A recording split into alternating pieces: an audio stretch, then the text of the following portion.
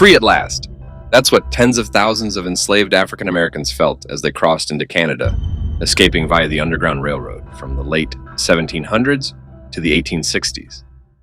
On Politically Canadian, I'm sharing their breathtaking journey of courage, danger, and hope. A story so powerful, it'll leave you stunned. How did our land become a sanctuary? And what legacy did they leave behind? Let's uncover this incredible piece of our history together, eh? The Underground Railroad wasn't tracks or locomotives. It was a clandestine network of brave souls, black and white, who guided enslaved people to freedom. Historians estimate that between 30,000 and 40,000 freedom seekers reached Canada, though some accounts suggest numbers as high as 100,000. In the United States, the 1850 Fugitive Slave Act forced escapees into northern states to be hunted down, their lives hanging by a thread.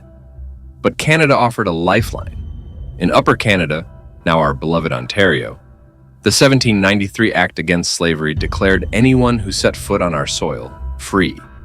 By 1834, the British Empire abolished slavery entirely, making Canada a beacon of hope for those yearning to breathe free. The journey to Canada was nothing short of perilous. Freedom seekers often traveled under the cloak of darkness, following the North Star to guide their path.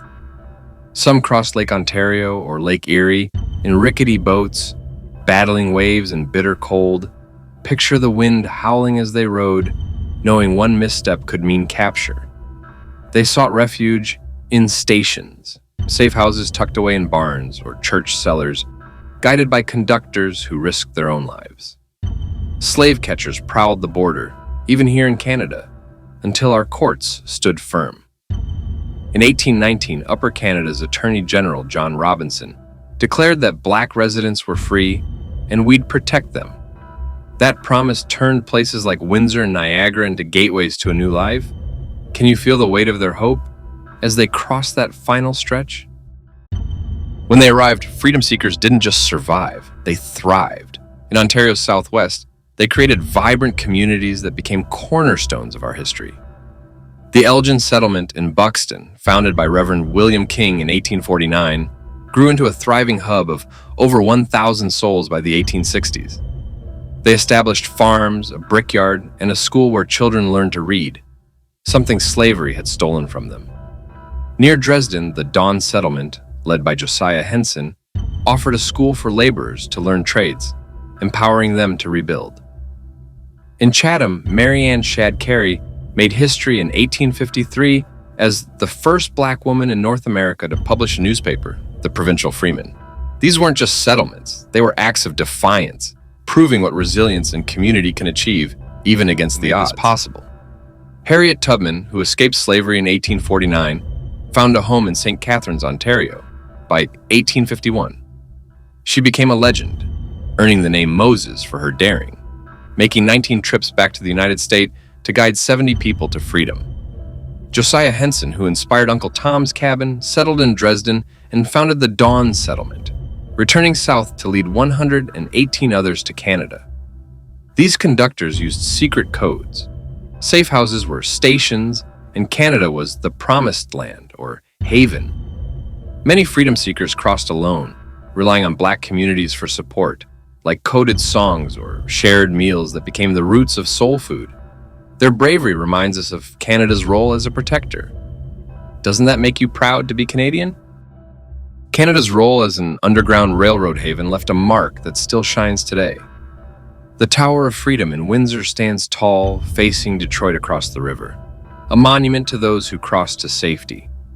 Descendants like Irene Moore Davis, whose ancestors settled in Essex County, keep this history alive through storytelling at places like the Amherstburg Freedom Museum.